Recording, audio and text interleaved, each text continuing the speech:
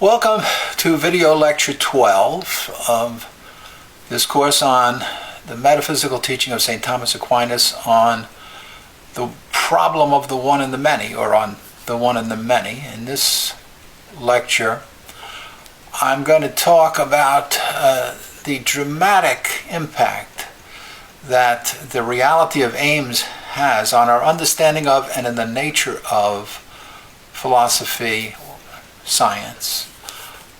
In video lecture 11, I led up to this topic by discussing Aristotle's four causes in virtual quantity, the division in methods of sciences, or the division method of philosophical divisions, and organizational wholeness. And in that discussion, I covered 6 different topics of investigation, and the first one was how the knower and the thing known comprise a single organization, or what St. Thomas would call, in his technical terminology, a genus. And how an organization is divided into extremes of perfection and privation, of that which most fully receives the unity of the organization, and a highest species and a lowest species, thinking about something like the organization of like health in the human body, and how it's unequally distributed among different species of health, different kinds of health in human beings, some being the most healthy and those being the least healthy, and the role that a leader plays in that kind of situation. The first topic that I discussed there was precisely how the knower and the thing known constitute one organization, because they become parts, extremes of a relation, of a knowing-known relation, opposites. And the faculties of the knower, its way of organizing knowledge, a human being's way of organizing knowledge, has to correspond to intrinsic organization, intrinsic ways of relating parts and wholes in a thing known. Whenever we know anything, we know a whole through its parts. And we take one part chiefly to know the whole more than anything else, and that becomes our best measure. Whenever we know any kind of a multitude, we know it by taking that multitude and considering it to be a whole, by recognizing the part-whole relationships that exist in it. And then taking one part, Aristotle says that we take our understanding of measure from discrete quantity, that is, from a limited amount of whatever it is that is being measured. And this is simple to understand, and it is something that, because we've taken it out of the whole, we can then apply to the whole, and we can understand the whole as more or less repeating this same simple part, like adding a tablespoon of sugar and another tablespoon of sugar and another tablespoon of sugar to measure the amount of sugar that we want to add to the baking of a cake, for instance. In the case of organizations, there are different measures. Everything, in a way, in an organization as a part can be used as a measure, but the best measure is the one which gives you the simplest means for being able to come to know the whole. And in the thing itself, each part is a measure, in the sense that it receives the whole, the unity of the whole, I should say, in relationship to the aim, according to different levels of participation. The various species of healthy bodies have a kind of participation in health, to put it in kind of Platonic language, the way Plato would speak. In that unequal distribution, there is a simplest measure that we can use, which somehow maximizes the unity and makes it knowable for us. Now, this is different with respect to different kinds of organizations. When you're talking about a human organization, like a company or corporation or a baseball team or something, you take a leader who's the maximum in the genus, who represents that which most completely possesses the understanding of the organization in question, and can communicate between the organization as a whole and its aim and the multitude the multitude of parts that belong to that organization. In this sense, the leader represents a kind of equal, like the balance scale does in measuring weights, and has as a result a kind of unity that it becomes a glaring example of the organization as a whole. So the best of leaders understands the chief aim of the organization and can communicate it to the parts of the organization who participate in the organization unequally through a measure of reception of the organizational unity. That's why it's only a qualified multitude that can belong to an organization, and why the knower and the thing known have to have a correlation, have to have a proportion between them, where the knower has faculties that are able to grasp the intrinsic kind of organization that some kind of a subject has, and is communicated to this individual through some type of unity in the thing. Now, that kind of unity within an organization is constituted as a measure in a relation that exists among the parts and the whole. It's a kind of a harmony that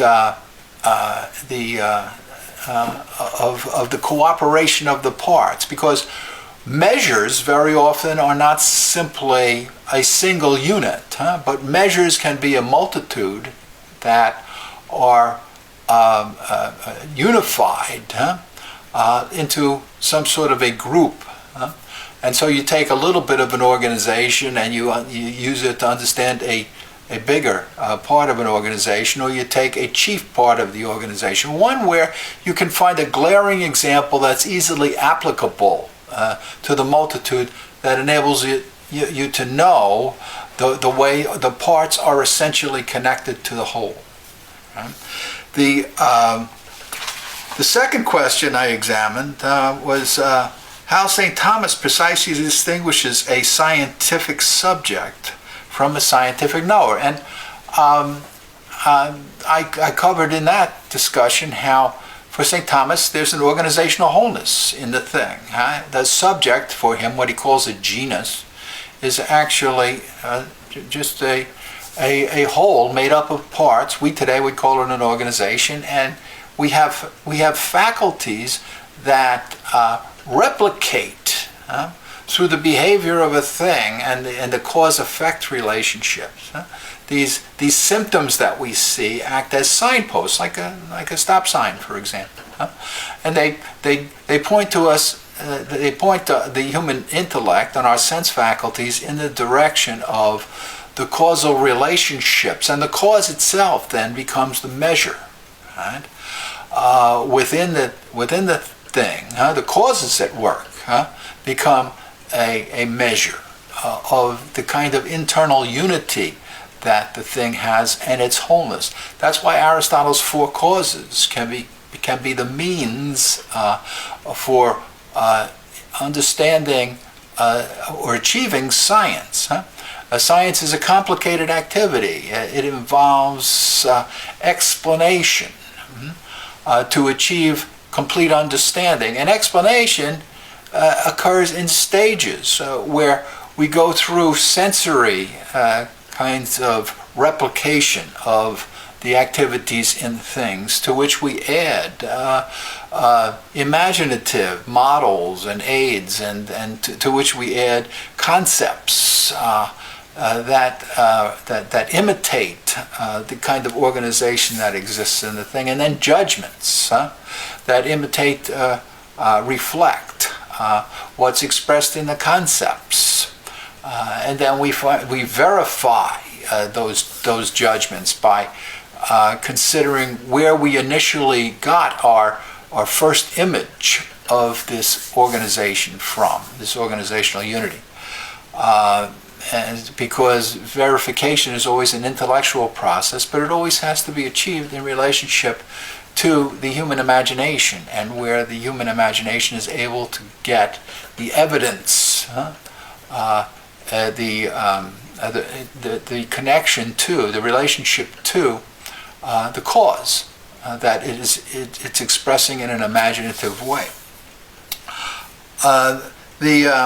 In the case of human beings are contributing something in the act of scientific knowing or philosophical knowing that escapes the notice of the external senses, that properly speaking makes an object of sensation a scientific object.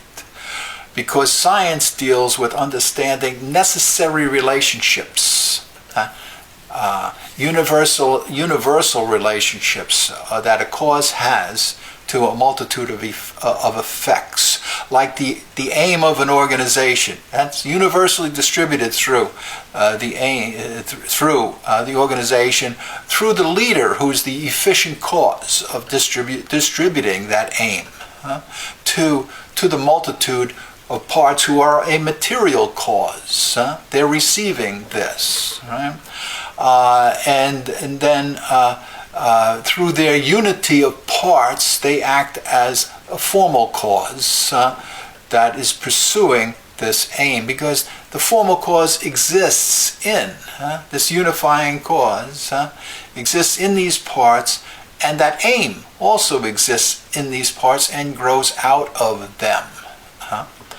So all that a final cause for Aristotle is, or an aim or an end, is a cooperative act that all of the members have communicated among themselves through a relationship to a leader, is to be pursued by them through a unity of purpose, or something resembling it. And you're talking about living beings, say, that are not human beings, like a plant or something.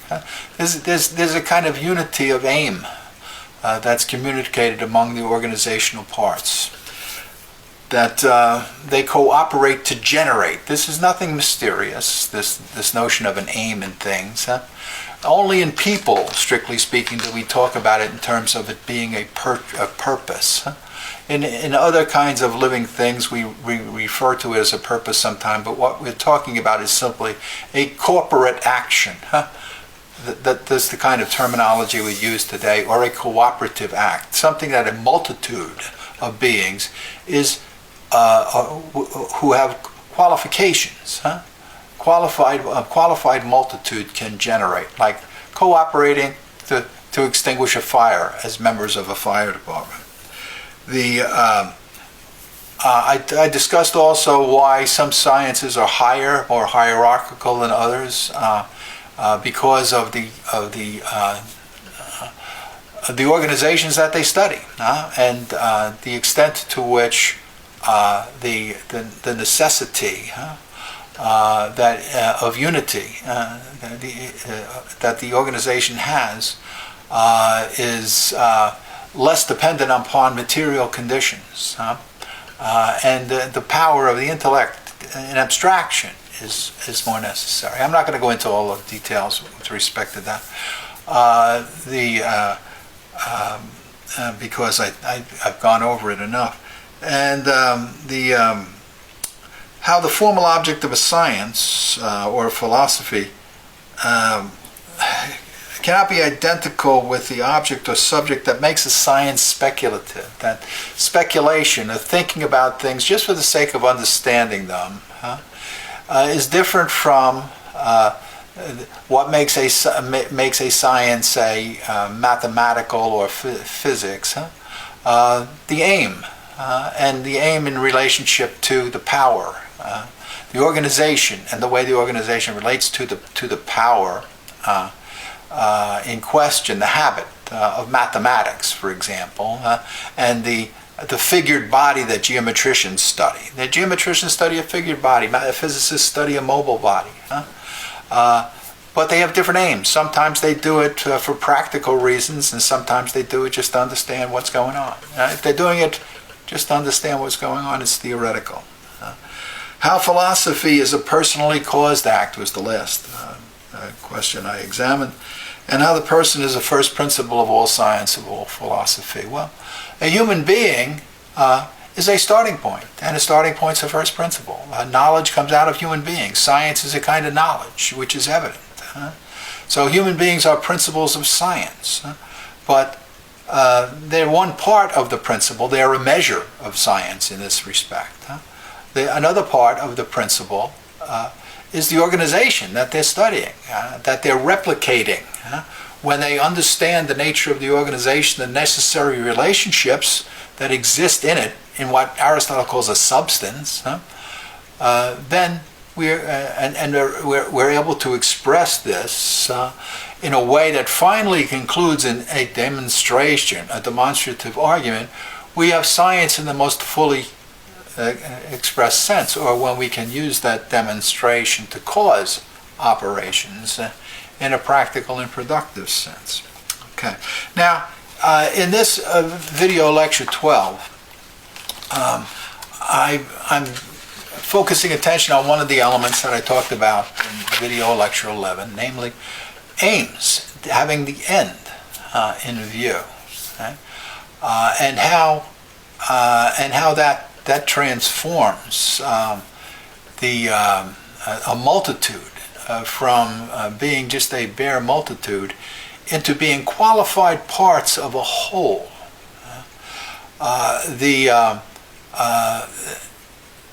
I mentioned the fact that some of the implications, when I was talking in video lecture 5, a couple of the implications about the fact that philosophy, science, has an aim as a whole to help human beings achieve happiness, that people who claim to be scientists or philosophers yet don't think that their subject is in any way, what they do is in any way related to promoting human happiness, improving the lives of human beings, or that it has no connection with respect to aims, don't understand their subject matter, because their subject matter is not something just arbitrarily defined.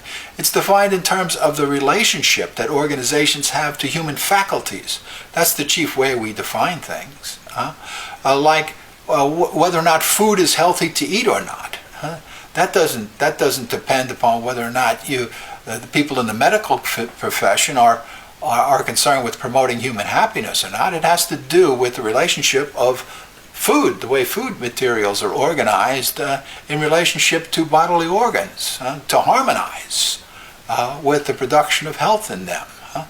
That's the intrinsic measure. That's who's to say, or what's to say whether this is healthy or not, or this is part of medical activity or related to medicine, to the art of medicine.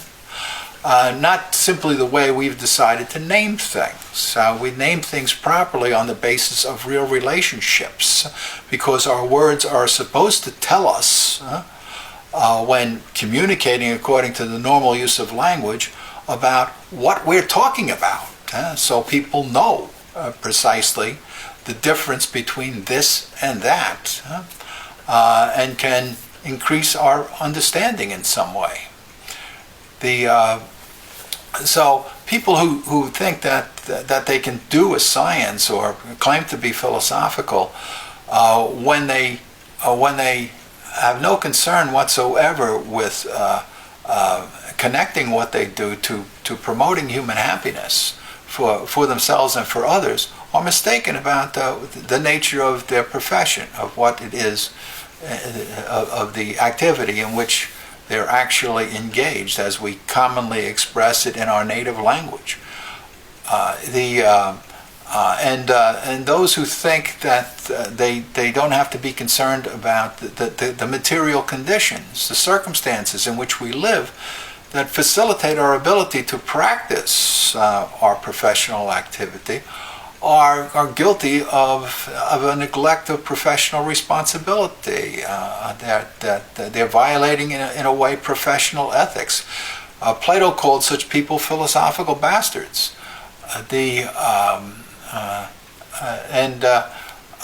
This includes people who deny that there's any kind of an aim to the nature of the activity.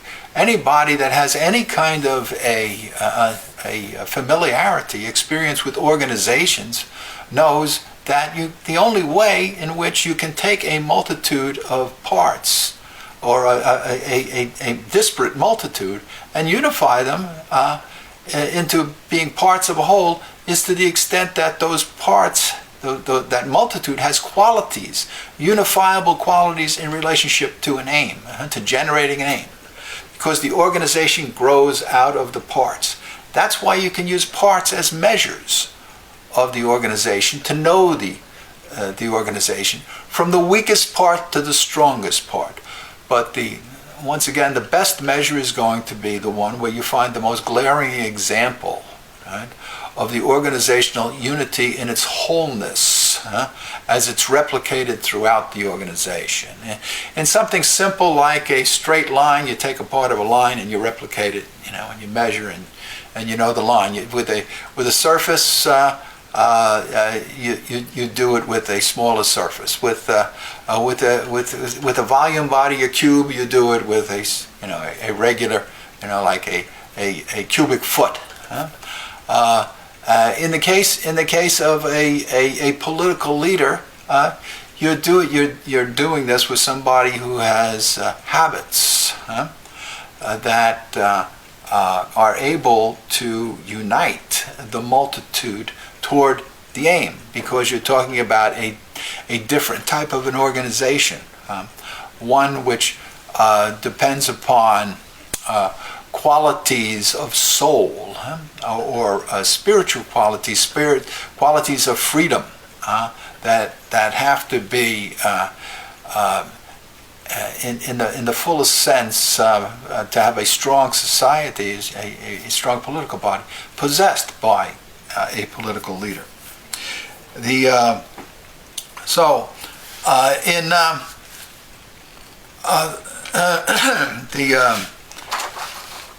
by making, I'm talking about 10 topics in this video lecture 12, and I've just given you the general concern about the reality of aims. The first topic I formally take up here is how, by making the existence of contrary opposites impossible, the reality of realizable aims, right, makes all organizations, all philosophy possible. Now, most people are familiar with contradictions. They want to avoid engaging in contradictions and what contradictory opposition involves. In reality, when we're talking about it, we're talking about the fact that if one thing exists, some other can't. When talking about in speech, that you can't be saying certain types of differences of a subject simultaneously in the same part of it in the same way, because it can't possess them. You can't be talking about a square circle, for example, because the defining properties can't be organized. They can't be unified into this whole. But there are some types of opposition, right? And I've gone over this in this course already, that enable human beings, enable organizations to possess opposing differences, like hot and cold, right? For example, right? Or health, somewhat healthy, somewhat sick, in the same part of oneself. Right? Somewhat some extent of pleasure, some extent of pain, in the same part of oneself. And it's that kind of an opposition that generates wonder, generates scientific desire, which is a hope-filled desire. Right? So without the reality of aims, that there is an end that we recognize we can achieve. We cannot wonder about it for the purpose of hoping to satisfy the desire to know what is presently causing us a problem, an intellectual problem where we're observing an apparent contradiction, right, that we find dangerous. Right? Without the reality of aims, it's not impossible for an organization to exist. If all opposition that existed were contradictory opposites, the existence of one being would negate the existence of the other, and you can never organize parts into a whole. But because organizations do exist, and human beings can know the nature of those organizations, and science, philosophy, consists in the habit of mind, which is able to study different types of organizations, right? Through different habits of mind. The contradictory opposition cannot be the only sort of opposition that's real.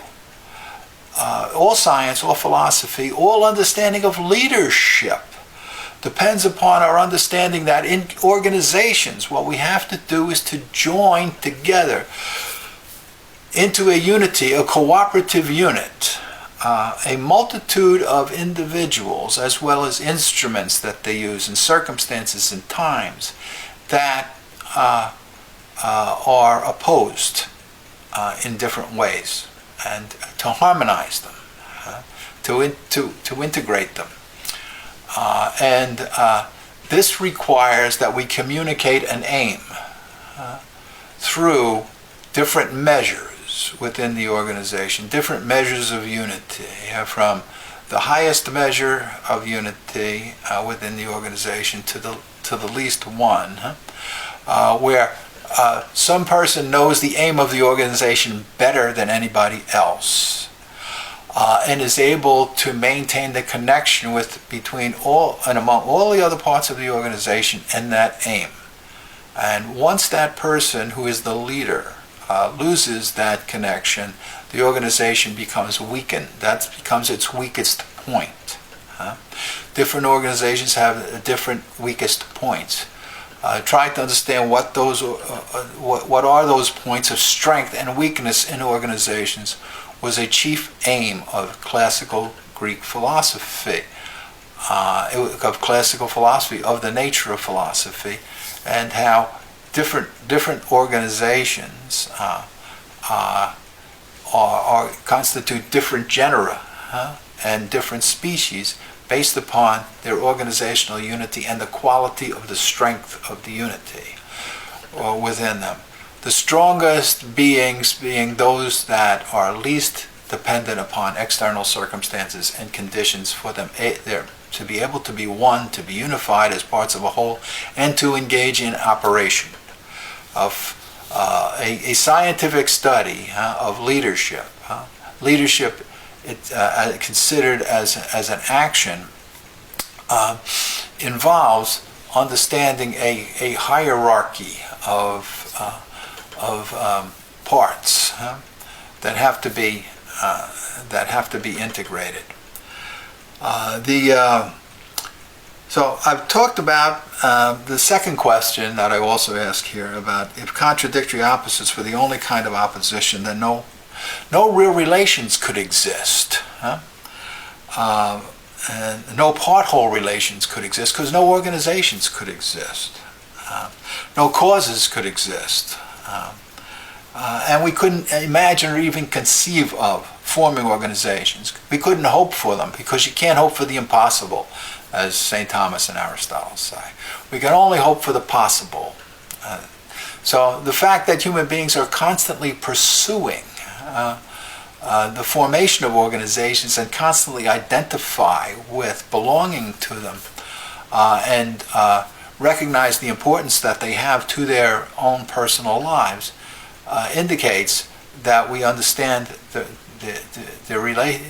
reality of organizations and the reality of aims. I can't emphasize too much how this notion of a reality of aims is important and how it's impossible, strictly speaking, to deny the reality of aims as cooperative acts, the way I'm understanding it, of corporate type of acts, without denying the reality of science. Because you have to deny the reality of part-whole relationships, because there's no way in which you can be a part of a multitude without being somehow qualified. And having that qualification unified with the qualification of some other being, multitude, part of a multitude, and putting limitations on the activity of that individual. Husbands and wives are in this kind of a situation in a marriage, where the existence of one immediately places limitations on the freedom of another individual, so that you become limited externally by the very existence and activity of some other being, because you now have specific qualities that enable you to engage in this kind of real relationship. Otherwise, you engage in a fictional relationship, one of pretentiousness. If you don't really have the qualified qualities to be a firefighter, and yet you want to say, well, I'm a firefighter. Strictly speaking, properly speaking, you're equivocating in the use of terms. That is, you're using your words in a sloppy fashion. Now, all organizations, the fourth topic I want to discuss in this first part of the lecture, I'm going to do 5 of the 10 topics, is since all organizations are comprised of coexisting opposites, extremes differences, like a person who's most healthy and least healthy. An army is concerned, is got a commanding general and a lowest private. Every organization has a highest part and a lowest part. The highest part being a leader that communicates, more or less represents the union to corporate head,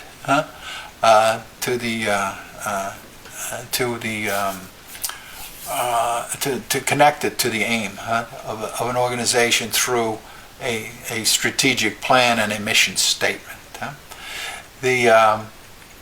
Since all organizations have these extremes, the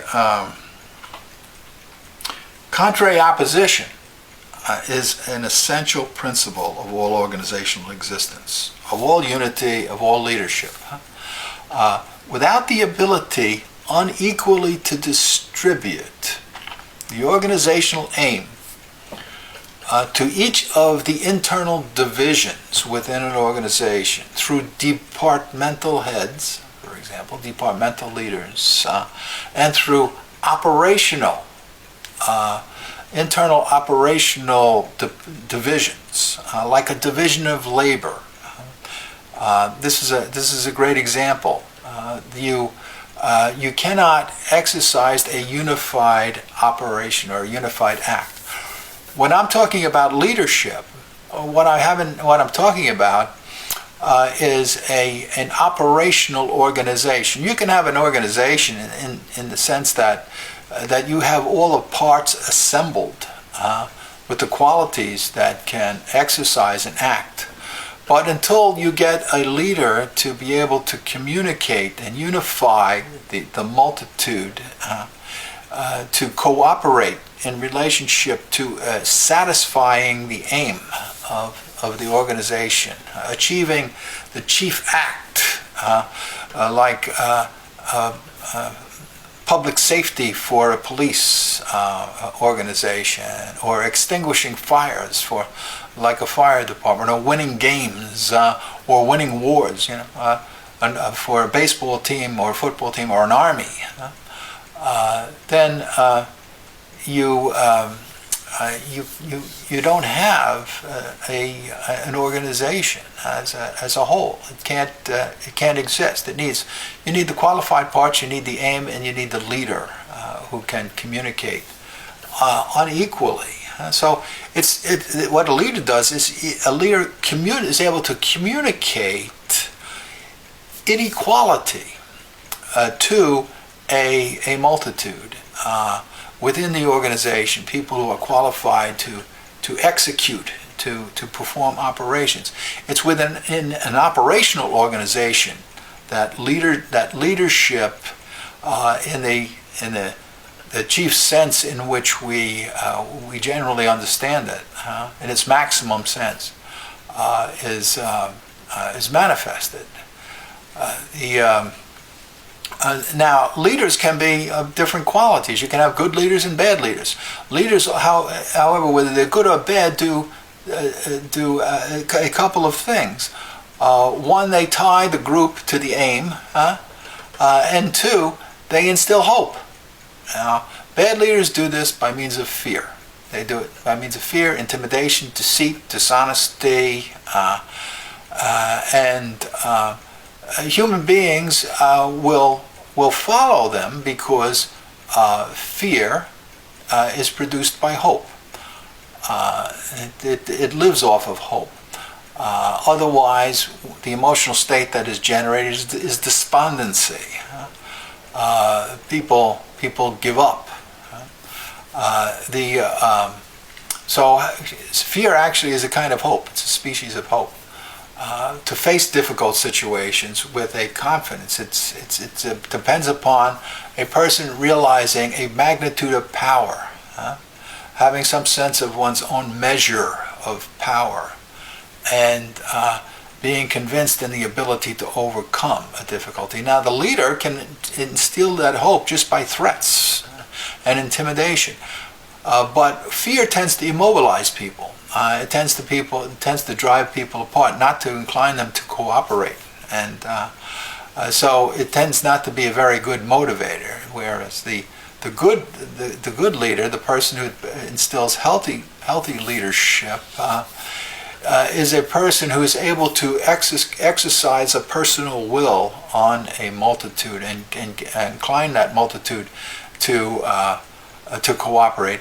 But this person does this by establishing relationships of professional friendship, of developing what we would call an organizational spirit. Sometimes students call it school spirit, and that inclines people to become to identify with being members of the organization and having desire to cooperate, not to fight with each other, to work to pursue one chief activity. So the reality of this principle of contrary opposition is connected to the very existence of leaders, and Aristotle recognized the importance of his discovery that not every kind of opposite was a contradictory opposite, that made possible for him to claim that opposites can simultaneously exist in a single subject and can be generated by the subject, which he called a substance. And that's why Aristotle and St. Thomas say that the whole of philosophy, the whole of science, is concerned with the study of substance. But by substance they mean organizations, in the way that I've been talking about organizations. Welcome back to video lecture 12. I had just been discussing the reality of aims in several ways, and the last one was how this impacted on Aristotle and St. Thomas's understanding of philosophy and science, as well as on genera and species. And I want to continue with that topic a bit because it enabled them, and Aristotle initially, to realize that philosophy is possible because it's actual. Without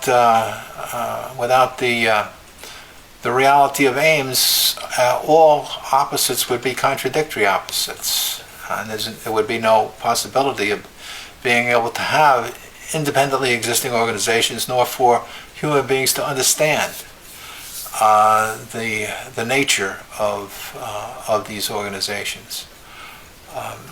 And it also made them aware to some extent that not all contradictions are real ones, in the sense that some are simply apparent ones. They're not contradictions in the sense that the existence of one denies the existence of the other, negates it. Sometimes contrary opposites are also called contradictions, but they are. Aristotle talks about them in that sense, but he talks about the difference between an absolute or a total type of contradiction and a partial one. It also indicated to them to some extent the connection between philosophy as a whole, considered as a whole, and human happiness, and the way in which it's possible to use philosophical inquiry to satisfy the natural desire that we have to wonder,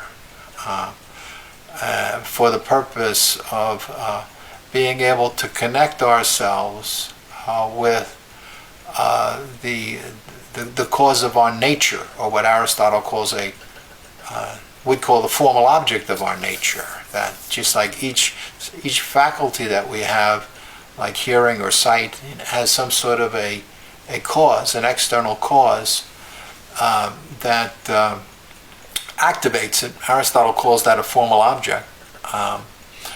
So human nature has a formal object also, and philosophical wonder, all wonder, is geared toward helping human beings to understand the nature of that formal object, so as to maintain, to increase and to maintain unity with that being, or that object, that agent.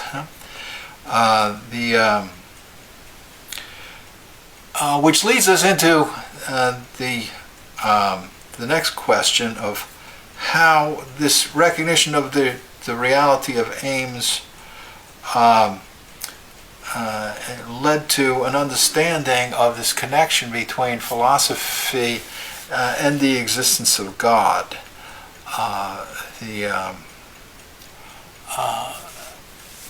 The fact that wonder is not in vain, that human beings have natural desires, and those natural desires are reactions to external causes, and that this is evidently known to human beings, that the faculty of sight has a natural reaction to an external, what we would call an external stimulus.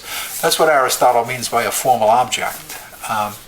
If in order for a faculty to be operative you need an external stimulus, and there's a natural desire always to, on the part of a faculty, to be in contact with that external stimulus, Aristotle reasoned that there had to be some being, if each of the faculties of the human soul and of the human person has a formal object, an external stimulus that activates it, then and each of those faculties operates to achieve a level of perfection for the good of the whole, then human beings have a natural inclination to pursue the good of their whole being in relationship to what is causing their natural desire to live as a whole organization and to become perfect as a whole organization.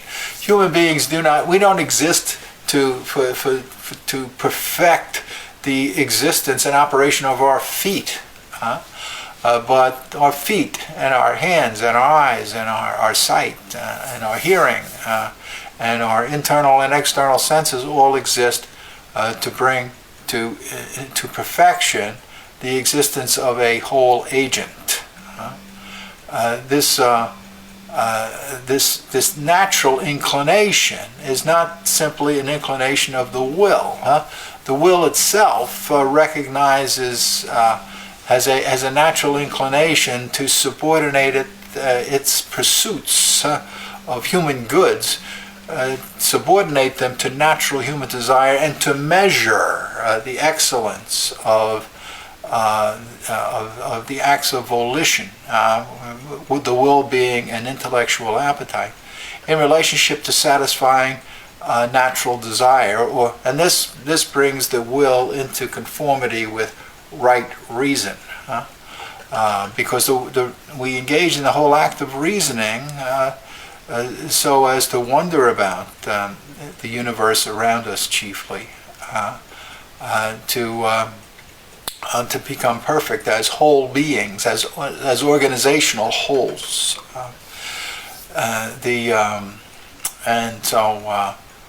The chief aim, in a sense, measures the whole of our being and determines how well or how badly we fulfill our natures, complete our natures.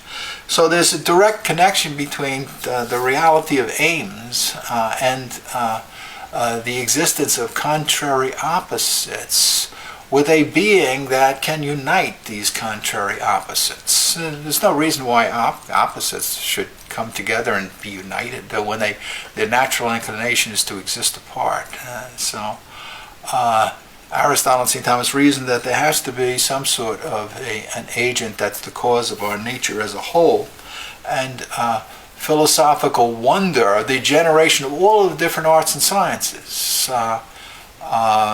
that seeks to bring into existence the subject of metaphysics, which I call the science of organizations, of all organizations, and the science of leadership, qual leadership, in its highest form. Aristotle and St. Thomas call this the queen of the sciences. And the reason it's the queen of the sciences, as St. Thomas points out, is because of the way it rules over the different parts of its organization. Now, some people might say, well, the fact that human beings seek perfection of their faculties does not make sense because only God is perfect. And St. Thomas would reply to that, well, in an absolute sense, this is true.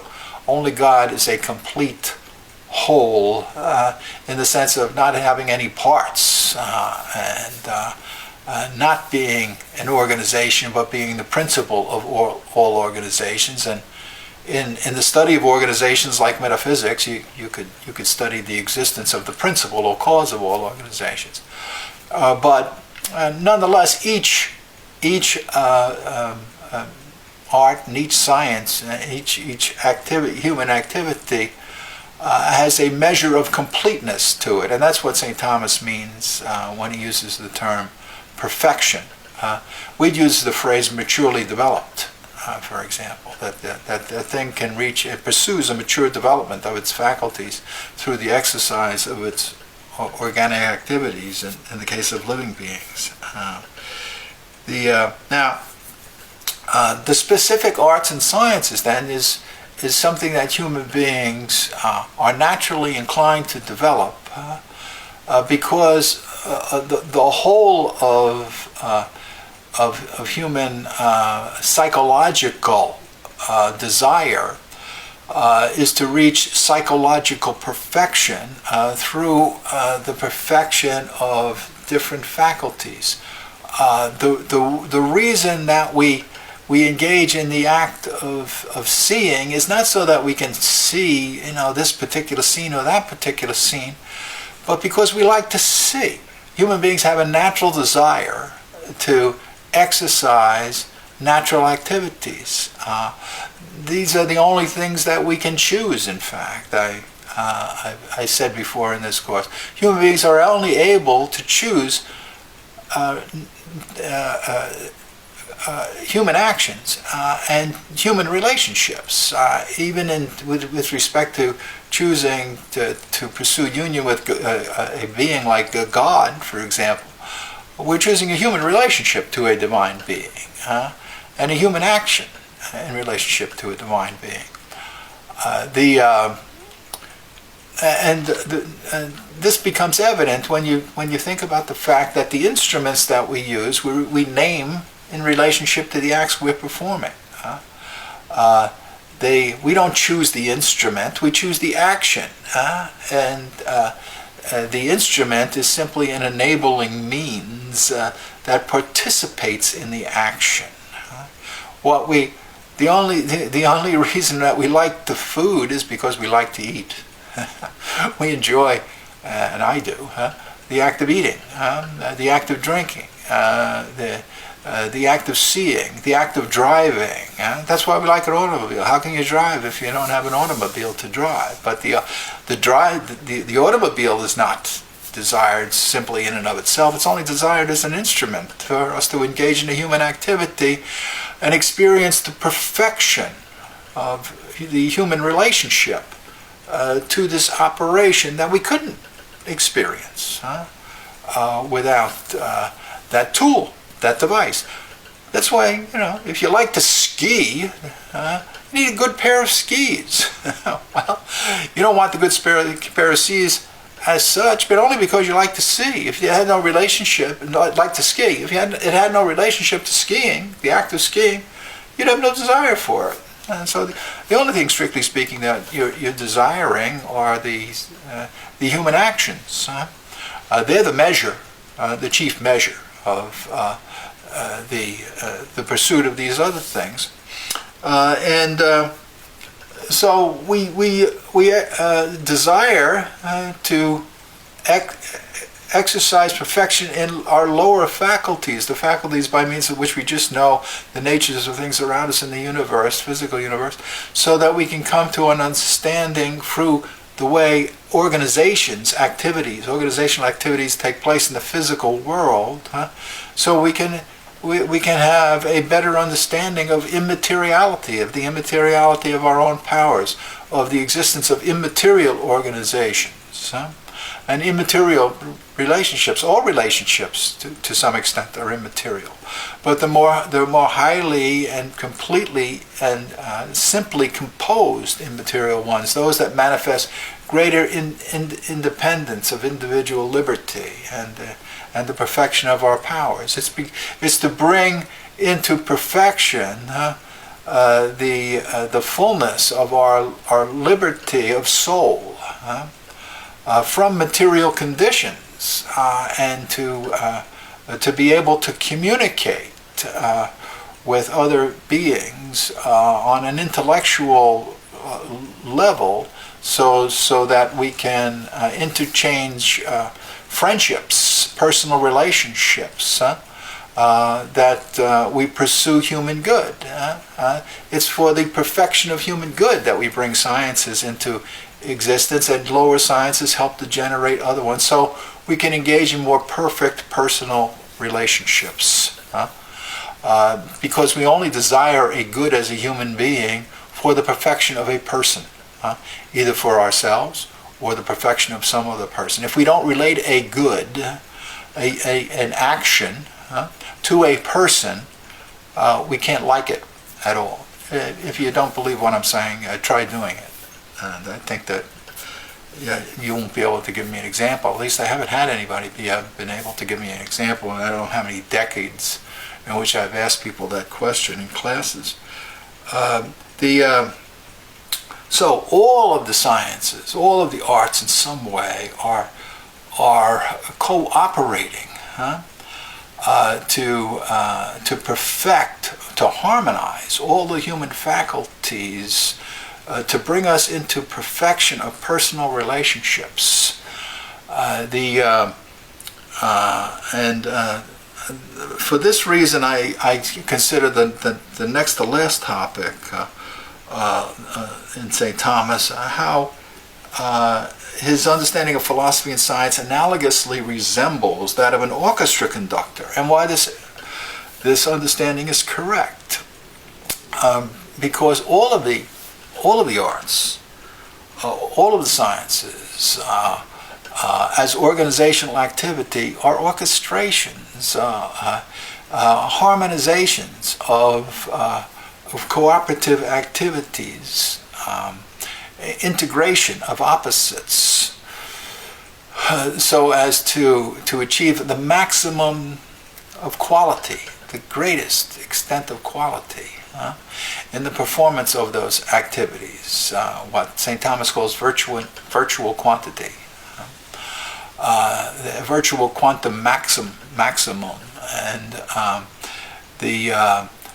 in order for this coordination to take place among these opposing parts, so as to harmonize their operations and to be able, in the individual circumstance, to time them correctly, numerically, so that they occur in sequence and can relate to the activities of other beings. We have to know the natures of things. We have to know how they're organized. We have to integrate this activity with that activity in our own internal organization and with the external organization. People in business understand this very well, or in the military. You have to have the strategic plan that will generate tactical operations through an internal delivery system that is organized by internal department heads and organizations, so that you can produce a product through and deliver it through an external delivery system to a satisfied customer or a dissatisfied enemy, whatever the case may be. But that requires that each art and each science aim at having some sort of an orchestration, a harmonization of operations in timing and sequence, because we have to number the operations according to a certain ratio and a certain timing, because this is the way in which we achieve a succession of actions that become part of an organizational whole. So until we bring those operations down into the time and spatial relationships for delivering them, we can't perfect that which fulfills the natural desire which we pursue in the act of wonder, which ultimately relates to making us happy human beings, and doing so through the establishment of personal relationships and personal friendships, which is one of the reasons why all leaders exist. And not simply to produce products, but to produce professional relationships and professional friendships within organizations, so as to help to produce better communities and better societies. And to some extent, all good leaders have an understanding of this. And finally, this last question in this video lecture 12, why, if St. Thomas' teaching about philosophy science is essentially correct, what predominantly poses as philosophy, why, if St. Thomas' teaching is correct, why what poses as philosophy today, science, cannot be correct? This is absolutely true as far as I am concerned. To the extent that there is no pursuit of wisdom, there's a break, there's a separation of science from the perfection of the human soul, from the perfection of the human person, to the extent that people who engage in the profession that they call philosophy think that they don't have to conform their ways of thinking to understand the organizational unity or wholeness, the part-whole relationships that exist in things. That makes their activities totally unintelligible. If they deny the reality of aims, and if they deny the reality of part-whole relationships in things, then they're denying any kind of ability to form a truth in their mind that conforms to the truth in things, because it's that organizational wholeness that constitutes the truth in things. So they've separated their intellectual activity from the pursuit of truth. If they don't recognize the existence of contrary opposites as being essential to this unity of truth in things, how are they going to express this intellectually? Everything becomes a real contradiction. Their action becomes hopeless. They can't possibly identify philosophy with its proper first principle of being wonder, being generated by wonder and seeking satisfaction of that desire, that hope-filled desire, by understanding the organizational principles and things and perfecting human faculties to help us live a better life. In other words, they completely separate human beings from the perfection of the soul, from the perfection of the human person. They can't explain how science is an individual act possessed by individual powers, expressing an internal truth in a single understanding in relationship to a multitude of things being united externally to us and made intelligible to us, and they are generating no good. So they have no truth, they have no unity, they have no goodness that they are pursuing, and in that respect they have no being. They have no nature that they can identify for themselves or for anyone else, as far as I can see. Well, that concludes video lecture 12, and for those people who've been separating philosophy or science from the perfection of the soul and from the perfection of their own lives and for the pursuit of happiness, if this video lecture has upset any of you, well,